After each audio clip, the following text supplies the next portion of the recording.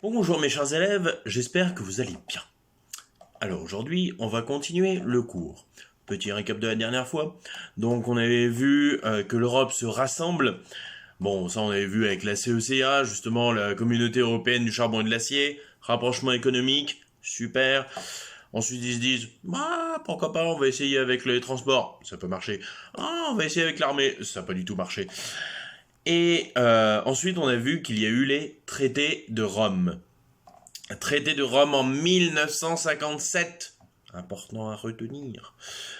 Et à l'aube de cette création des traités de Rome, se crée donc la CEE, la Communauté économique européenne, et l'Euratom, donc par rapport à tout ce qui concerne l'atomique, le nucléaire. Donc on avait vu que voilà, ça marche bien, tout ça, voilà, ça grossit un petit peu, etc. On avait vu que donc il y avait 6 États. Et à cela, donc, on avait continué sur l'AELE, l'AL. Et l'AEL, ah oui, je m'en souviens. L'AL, on avait vu que 7 pays vont se rassembler autour de cette AL. Donc vous aviez l'Autriche, Danemark, Norvège, Portugal, Royaume-Uni et Suède. Donc je vous ai demandé justement de colorier sur la petite carte. Alors, elles sont en opposition avec la CE, donc ça on avait répondu. Et donc nous allions attaquer la séance 2. Séance 2, donc, l'Europe face à l'élargissement, l'apparition de nouveaux enjeux. Là, on va voir vraiment que l'Europe va s'agrandir et vous allez voir que ça va être plutôt rapide. Et voilà, ça va se faire très rapidement. Bon, il va y avoir quelques petits soucis, on va voir. Voilà, ça va coincer quelque part, à droite, à gauche, bref. Et commençons d'ores et déjà avec l'étape 1, s'adapter ou adapter, telle est la question. Avec donc cette image que vous avez à gauche, donc où on voit un paquebot avec marqué Trade 6 et tout en bas Trade 7.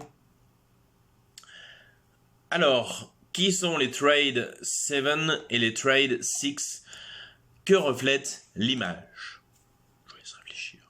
Alors, vous pouvez écrire les Trade 7, donc Trade 7 représentent les pays de l'AELE, tandis que les Trade 6 sont les membres de la CEE. Point. La taille du paquebot comparée au RAFIOT, R-A-F-I-O-T, de l'AELE montre la puissance économique des membres de la CEE. Alors, qu'est-ce que cela veut dire? Ça veut dire que justement la CEE est très riche. On commence à avoir vraiment une avancée économique. Un boom, si vous voulez. Un boom économique qui va faire que cette CEE va vraiment s'accélérer et devenir assez puissante, notamment avec tous les organismes, la CEE, l'Euratom, la CECA, etc. On va faire en sorte que, voilà, on va grossir de manière économique. Alors que, vous voyez, les Trade 7, voilà, comme je vous l'ai dit, un rafio, c'est un petit bateau. Ils sont dans leur petit bateau, voilà, comparé à l'énorme paquebot de la CE. Et justement, les Trade 7, ils vont se rendre compte que, bon, eux, ils sont dans un petit bateau qui est pas loin de couler, alors qu'à côté, ils ont un paquebot surinvincible. Bon, après, les paquebots surinvincibles, on sait tous comment ça finit, hein, hashtag Titanic. Mais bref. Donc, cela va découler justement sur le thème 1, le traité de Bruxelles en 1972. Alors, ce traité de Bruxelles, donc il a un nom officiel, et son nom officiel c'est Traité entre le Royaume de Belgique, la République fédérale d'Allemagne, la République française, la République italienne, le Grand-Duché de Luxembourg, le Royaume des Pays-Bas, le Royaume de Danemark, l'Irlande, le Royaume de Norvège, le Royaume-Uni de Grande-Bretagne et l'Irlande du Nord relatif à l'adhésion à la Communauté économique européenne et à la Communauté européenne de l'énergie atomique du Royaume de Danemark, de l'Irlande, du Royaume de Norvège et du Royaume-Uni de Grande-Bretagne et l'Irlande du Nord. Voilà. Vous comprenez maintenant pourquoi on l'appelle traité de Bruxelles. La simplicité. Bref, donc tout ça pour dire justement que là, on a une arrivée de certains pays donc en Europe, à savoir, donc je vous ai mis en gras du coup les pays déjà présents, vous pouvez la voir sur la petite carte. Les pays en bleu, donc c'est les membres de la CEE. Et vous avez donc les nouveaux membres, à savoir le Danemark, l'Irlande, la Norvège et le Royaume-Uni. Donc voilà, donc vous avez ces pays qui vont rejoindre justement la CE. Donc ça, voilà, ça va encore plus grossir les rangs. Alors, seul souci, et justement c'est la question d'après, à la vue de cette image qui semble réticent face à cette arrivée des Anglais. Alors, je vous laisse réfléchir, je vais changer des trucs. À la vue de cette image, donc justement, quand on voit cette image, qu'est-ce qui semble justement pas trop vouloir des Anglais, en l'occurrence? Donc, vous pouvez écrire les 4 pays demandeurs voulaient déjà rentrer avant mai. Pardon, non, avant. Oui, j'ai fait une faute. Voulaient déjà rentrer avant, mais MIS, Charles de Gaulle refusait de laisser passer les Anglais. Point. En effet, comme on le montre la carte au fond, virgule, Charles de Gaulle, CDG pour les intimes, considère la France comme une nation à part entière. Point. Donc voilà, comme on peut le voir justement sur la petite carte qui est derrière sur l'image, on voit France, bon je vais vous le lire parce que bon c'est pas très clair, Algérie et Russie, États-Unis. Voilà. Donc concrètement pour De Gaulle, il n'y a que la France, bon l'Algérie, mais l'Algérie c'est la France, donc il n'y a que la France, la Russie et les États-Unis. Voilà, le reste on s'en fout. Alors faut savoir c'est que justement Charles de Gaulle était vraiment contre l'idée d'Union Européenne, enfin c'était vraiment pas son truc. Et du coup quand ils voient arriver les Anglais, ils se disent oh, non, non, non, non, non, non, oust. Et c'est du coup à l'arrivée de Pompidou en 1969, donc présidence de Charles de Gaulle, et Pompidou va venir après. Donc là, Pompidou, lui, est beaucoup plus ouvert justement à l'entrée de ces nouveaux pays. Et comme je vous l'ai écrit, il va négocier avec ces pays pour que, voilà, ils entrent.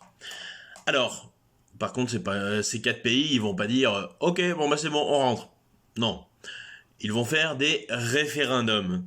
C'est-à-dire qu'ils vont consulter leur peuple. Vous l'avez peut-être vu, oui, c'est ce qui s'est passé notamment en Écosse il y a quelques mois maintenant, où justement le pays a demandé un référendum, a demandé à l'Écosse, est-ce que oui ou non vous voulez être indépendant? Bon, ils ont répondu non. Mais bon, c'est louche. Mais bref, trêve de conspirationnisme. Donc, on peut voir que l'Irlande, 81% de oui, Danemark, 63% de oui, Royaume-Uni, 67% de oui, Norvège, 47% de oui. Donc, vous voyez quand même que l'Irlande, le Danemark et le Royaume-Uni, voilà, sont majoritaires. L'Irlande, on n'en parle même pas. Voilà, c'est vraiment majoritaire, et c'est pourquoi, voilà, ils vont entrer dans cette CE. Mais, comme vous pouvez le constater, la Norvège, non. C'est pour ça que d'ailleurs sur votre petite carte en haut à droite, on voit la Norvège en rouge. C'est que certes, elle voulait entrer, mais le peuple, non. Alors, voilà donc pour ce qui se passe. Donc vous voyez que voilà, la CE, pouf, elle va grossir. Alors, thème 2, l'intérêt pour le Sud avec le traité d'Athènes de 1979 et celui de Madrid-Lisbonne de 1985. Alors, ce qu'il faut savoir ici, ah oui c'est vrai que je ne fais que parler, Ce qu'il faut savoir ici, c'est qu'on va chercher à avoir le sud de l'Europe. Parce qu'on se dit, oui, voilà, enfin, c'est bien quand même de, voilà, de penser aux autres. C'est pourquoi, justement, en 1979, on décide d'intégrer, donc, comme je l'ai mis, la Grèce, l'Espagne. Donc ça, retenez bien, hein. 1979, Grèce, Espagne. Et en 1985, le Portugal. Vous voyez, Grèce, Espagne, pouf, le Portugal. Alors, par contre, vient un problème, c'est-à-dire que même aujourd'hui, pour entrer dans la CE et aujourd'hui dans l'Union Européenne, il faut être une démocratie. Or, justement, à cette époque, bon, c'est pas encore trop ça. Du coup, l'Espagne et le Portugal vont vraiment travailler pour, justement, être beaucoup plus démocratiques et pouvoir entrer dans les codes de la CE et pouvoir entrer tranquillement. Alors après, je vous ai mis un petit texte. Alors, ce qu'il faut savoir, c'est que justement, en 1963, mise en place d'une démocratie. Bon, en Grèce, pardon. En Grèce. Donc on se dit, bon bah génial, ça va être chouette. Le problème, c'est qu'en 1967, il y a un coup d'État. Du coup, les démarches sont arrêtées. Jusqu'en 1974. Le problème, c'est qu'en fait, la Grèce, ça va se transformer en quelque sorte comme un boulet. C'est-à-dire que la CE, justement, se dit, alors attends, si on laisse la Grèce comme ça, elle va complètement pourrir et ça va être terrible. C'est pourquoi justement la CE se dit, bon, on va la prendre sous notre aile et on va l'aider justement à devenir une démocratie, à vraiment devenir un bon pays, enfin voilà, un bon pays dans les critères de la CE. Et du coup, et en fait, parce qu'on a peur que justement en la laissant comme ça toute seule, elle se fourne encore dans une dictature. Alors que si vous la prenez sous votre aile et vous l'encadrez, voilà, vous êtes sûr que ça va à peu près bien passer. Enfin, ça c'est dans l'idée. Parce que le problème, c'est que même en la mettant sous son aile, bah, qu'est-ce qui se passe au niveau de la politique grecque? La corruption. Eh oui. La corruption, corruption économique, corruption politique, ça va vraiment être le bordel avec la mafia qui s'en mêle, ça va vraiment complètement faire dégénérer le pays. Si tant est que voilà, le pays va commencer à s'améliorer à partir de 1995.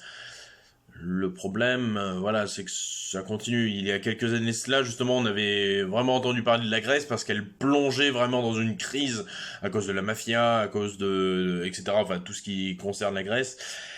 Et du coup, ça pose un peu problème parce que voilà, l'Union européenne aujourd'hui voilà grandit, mais le problème c'est que vous avez la Grèce qui est derrière et qui fait traîner les choses. Parce qu'on est obligé de revenir sur la Grèce pour l'aider, etc. Bon. Donc voilà comment s'organise justement ces nouvelles adhésions. Donc Espagne et Portugal, donc qui viennent, et la Grèce. Alors, voilà donc pour ces deux grosses arrivées justement. Donc vous voyez quand même que voilà, la CE va se développer vraiment très fortement. Enfin depuis 1957 justement à 1985, on a quand même l'arrivée de 6 pays. Enfin, je ne sais pas si vous vous rendez compte, mais 6 pays qui arrivent dans un nouvel organisme comme ça, c'est beaucoup de choses à gérer. C'est des nouveaux gouvernements à prendre en compte, c'est de nouvelles arrivées financières, il faut redispatcher le pouvoir, remettre à jour tout ce qui est haute autorité, tout ça, le cours de justice, l'Assemblée, etc. Ça prend énormément de temps, c'est très long à faire, c'est pour ça que c'est assez fragile. Et justement, cette fragilité, on va vouloir la solidifier. Avec notamment le thème 3, la construction d'une nouvelle entente franco-allemande. Et pour ce faire, donc on va voir plusieurs documents qui vont nous expliquer justement en quoi consiste cette entente franco-allemande. Donc le premier document est la rencontre symbolique à Verdun le 22 septembre 1984. Alors, quel est le souvenir commémoré? Que représente l'unique cercueil? Quelle est l'attitude des deux hommes? Donc, je vous laisse réfléchir. Alors, vous pouvez écrire: le chancelier allemand et le président français commémorent le 70e anniversaire du début de la Première Guerre mondiale devant un seul cercueil. Point. Cela symbolise le fait que les deux pays ont eu des victimes et qu'il ne s'agit plus de dire qu'il y a eu des morts à cause de tel ou tel pays, virgule, la mort de tous les soldats compte. Point. Les deux hommes se tiennent par la main pour montrer le lien entre les deux pays. Point final. Alors, voilà donc ce que symbolise justement cette photographie. Donc effectivement, Verdun, donc Première Guerre mondiale, et un seul cercueil. Donc effectivement, en fait, on va pas mettre plusieurs cercueils pour montrer, oui, voilà, là vous avez les Français, là vous avez les Allemands. Non, on va mettre un seul cercueil pour montrer aux gens, voilà, il y a eu des morts du côté allemand, il y a eu des morts du côté français, il y a eu des morts de partout. C'est-à-dire que justement ils vont en quelque sorte rassembler leurs morts. C'est bizarre dit comme ça. Ils vont rassembler leurs morts justement pour en faire un seul et même cercueil, une seule et même image, pour montrer que les deux maintenant sont rassemblés et qu'ils considèrent que voilà, enfin il y a eu des morts des deux côtés.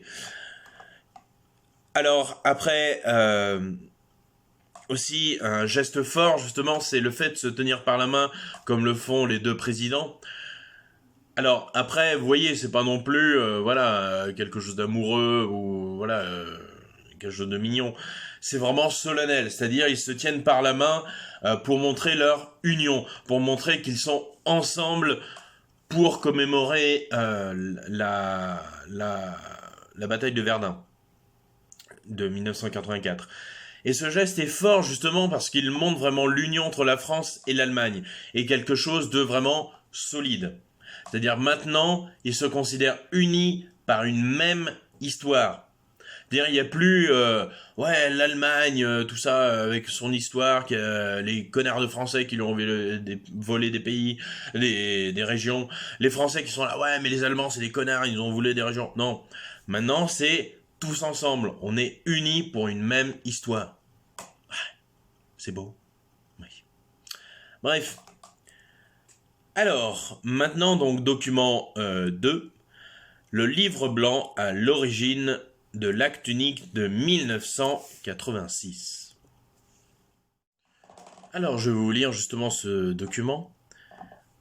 Faire l'unité de grand marché, entre parenthèses de 320 millions de consommateurs, suppose que les États membres de la communauté s'accordent sur l'abolition des barrières de toute nature, l'harmonisation des règles, le rapprochement des législations et des structures fiscales, le renforcement de leur coopération monétaire. En ce qui concerne l'élimination des frontières physiques, l'exemple qui nous vient aussitôt à l'esprit est celui des postes de douane aux frontières, qui représentent pour nos citoyens le symbole flagrant du manque d'unité de la communauté. Point E. Leur disparition constituerait donc le signe le plus marquant de la transformation de l'Europe en un marché réellement commun. Alors, la question est la suivante. Quel est l'enjeu de la bonne entente franco-allemande ? Alors, avant toute chose, juste pour vous dire, donc un livre blanc, comme je vous l'ai mis en définition, c'est un recueil de documents sur un problème déterminé publié par un gouvernement, un organisme. Donc ça existe encore aujourd'hui, hein, le livre blanc. Et là, en l'occurrence, justement, c'est sur l'aspect douanier des pays de la CE, justement. Alors, vous pouvez écrire « Cela favorise cette fusion établie par la CE pour le marché commun, car elle permet un libre-échange plus fluide et construit avec l'abolition des douanes frontalières. » Donc comme il est dit dans le texte, en fait là on se rend compte que voilà, libre-échange c'est bien, c'est cool, mais ça permet pas encore une véritable fusion entre la France et l'Allemagne. C'est-à-dire il y a encore une barrière, la barrière douanière. Et là on se dit, bah, en effaçant tout ça, voilà, on sera tranquille. Enfin, on n'aura plus de, voilà, il y aura plus de barrières. Voilà, comme il dit justement, il y a une harmonisation des règles, rapprochement des législations et des structures fiscales, le renforcement de la coopération monétaire. Tout va aller beaucoup plus librement et simplement. Notamment, bah, comme il le dit, justement au niveau politique, la politique économique, justement, ça va aller beaucoup mieux, notamment au niveau de la haute autorité. Enfin, ça va être beaucoup plus fluide entre la France et l'Allemagne. Et voilà, après on verra que ça va dépasser lors du l'espace Schengen, mais ça, c'est dans un prochain épisode. Donc voilà, en ce qui concerne justement cet enjeu. Donc vous voyez déjà, on rapproche les pays dans un but d'histoire, de mémoire. Ensuite, avec le livre blanc, on va de l'acte unique, on va rapprocher les deux pays, donc la France et l'Allemagne, sur un point de vue économique et politique, au niveau des frontières. Alors, on va voir ensuite justement l'utilité de tout cela. Et cela passe par le discours de François Mitterrand, président français avant Chirac, au Parlement européen le 22 novembre 1989. Vous avez souhaité organiser un débat sur les développements politiques en Europe centrale et de l'Est et leurs conséquences sur le devenir de l'Europe, et aussi, par voie de conséquence, sur le devenir de la communauté européenne. Je suis convaincu, et je vous l'ai déjà dit, que l'existence d'une communauté forte et structurée est un facteur de stabilité et de réussite pour l'ensemble de l'Europe. Nous devons donc affirmer notre identité à nous, communauté, confirmer notre détermination, renforcer nos institutions, sceller notre union. C'est la première leçon que je retiens, moi, car il ne me paraît pas qu'il y ait une alternative entre l'ouverture à l'Est et l'achèvement de l'édifice communautaire. Les deux démarches vont de pair. Je vous le dis, et j'y insiste, elles se complètent. Il ne s'agit pas de se refermer sur soi, mais de puiser dans la réussite de la communauté les forces, les réserves d'énergie, la dynamique qui permettront à l'Europe tout entière de se retrouver. Donc voilà, François Mitterrand, il parle, et justement, comment envisage-t-il les relations avec les pays d'Europe de l'Est?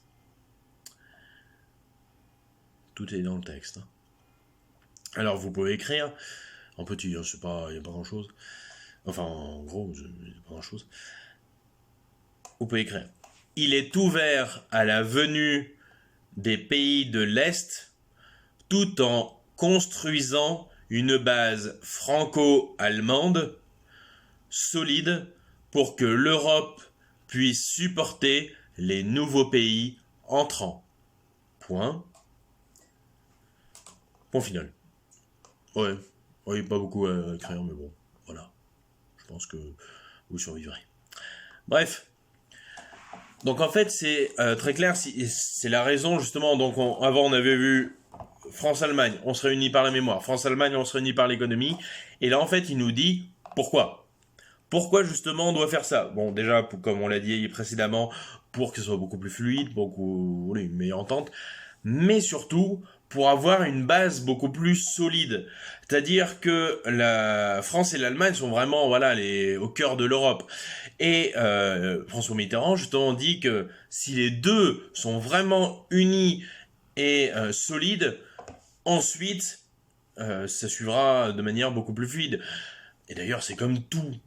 Imaginez, vous construisez un bâtiment, si les fondations sont fragiles et qu'elles tremblent un petit peu, au-dessus, vous n'allez pas pouvoir mettre des choses très solides. Vous allez devoir vous adapter et faire des choses pas très... pas très solide, avec des matériaux assez légers. Du coup, ça va être fragile encore plus.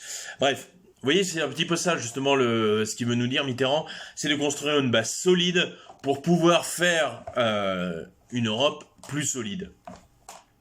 Donc ça, l'important dans cet article. Ensuite, justement, vous avez une autre question. Quelle peur la réunification de l'Allemagne provoque-t-elle malgré tout? Donc vous pouvez écrire « L'inquiétude de se faire écraser par l'Allemagne est toujours présente. » Elle rappelle également la France occupée, quand l'Allemagne et la France étaient rassemblées autour du Troisième Reich. Alors, oui, j'aurais peut-être dû vous le dire avant. Mais du coup, la question en fait concerne la page du magazine. Alors, je suis désolé pour la qualité, hein, j'ai dû prendre en photo parce que je ne l'ai pas trouvé sur Google. Et comme je suis chez moi, je n'ai pas de scan. Du coup, ça devient difficile pour scanner les articles. Bref. Donc, sur le Figaro Magazine, justement, on voit très clairement qu'on a encore peur. Bon, on n'est pas encore sur l'affiche de la CED. Rappelez-vous justement cette affiche de la CED qu'on avait vue au cours précédent, où là, lors de cette affiche, on avait 1870, 1871, 1914, 18, 1939, 45. Plus jamais avec la CED. Où là, par contre, on avait vraiment peur que l'Allemagne revienne nous flanquer une raclée.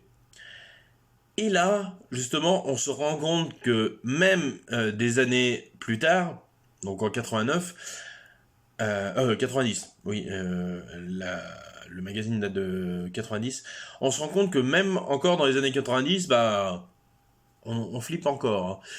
Hein. D'ailleurs, pour la petite anecdote, moi quand j'étais au collège, le mot Bosch, on l'entendait encore. Hein. C'était, voilà, les Allemands étaient encore considérés, voilà, comme des Boches. On se disait, Allemagne, oui, Hitler, boum, non.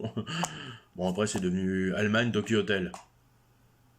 Et après, Rammstein, heureusement. Mais bref, voilà. C'est vrai que cette vision justement, de l'Allemagne encore nazie, elle reste encore. C'est difficile à la détacher ça. Bon, c'est vrai qu'aujourd'hui, enfin, de ce que je pense, ça va beaucoup mieux. Après, je sais pas pour vous, mais moi j'ai l'impression que ça va mieux. Bref, donc le Figaro Magazine, Achtung, qui veut dire attention en allemand, la France face à la Grande Allemagne. Alors en plus, bon, ils se sont pas foulés pour le Figaro, ils auraient pu faire un petit truc de taille, enfin par rapport à la taille, parce que bon, le pauvre Mitterrand, là, il paraît tout petit, voilà, face au président allemand. On voit très bien que voilà, le président allemand, il en impose quand même face au petit Mitterrand. Bon, après Mitterrand, par contre, il en imposait aussi, mais plus par voilà, son charisme. Donc la France face à la Grande Allemagne. Donc là, justement, en Grande Allemagne, on fait référence à l'empire d'Hitler, tout ça. Donc vous voyez, voilà, ça reste encore en travers de la gorge. Donc voilà en ce qui concerne justement cette Allemagne. Alors je sais pas si je vais arriver à vous la caser dans ce cours-là. Non, on verra ça la prochaine fois. Par rapport à une girafe. Mais bon, vous verrez. Et voilà. Donc voilà pour ce cours. Deux choses. Donc le prochain cours arrivera sous peu, donc d'ici jeudi ou vendredi. Je suis désolé, c'est vrai que cette semaine-là, j'ai pas posté beaucoup de cours, j'en suis désolé, mais rassurez-vous, je vais un petit peu plus en mettre. Alors après aussi, pendant les vacances, il se peut que j'en mette des petits. Bon, rassurez-vous, des petits, voilà, je veux pas non plus trop vous miner. Mais voilà, des petits cours, voilà, genre même 15 minutes, vous voyez, enfin, des petits trucs, pareil avec des cours, mais voilà, ça vous prendra 20-25 minutes dans votre journée, voilà, c'est histoire d'eux, voilà, et comme d'hab, ce sera deux fois par semaine, donc vous voyez, voilà, ce sera beaucoup plus soft. Mais bref, parce que bon, j'aimerais bien continuer le programme, vous voyez, c'est-à-dire finir avec cette saleté d'Europe. revenir un petit peu justement au français, ensuite faire l'Europe géographique, et enfin nous finir par du français un peu plus fun. C'est-à-dire, je réserve quand on se reverra face to face, parce que là j'en profite justement pour faire des cours un peu, comment dire, bon, un peu plus chiants, et du coup, bah, oui, je vous les balance en vidéo YouTube, ça passe mieux. Et voilà. Et deuxième chose aussi, j'ai mis sur Insta, Facebook, tout ça, enfin, vous l'avez peut-être déjà vu, des petits ateliers d'écriture. Voilà, si vous voulez me les rendre, voilà, ça pourrait vous compter comme des petits points bonus à droite à gauche. Petits points bonus qui, voilà, qui seraient bienvenus pour les futurs contrôles. Voilà. Donc sur ce, bah, j'espère que vous allez bien, que tout se passe bien, et sur ce, bah, je vous souhaite une bonne journée, et restez positif, toujours.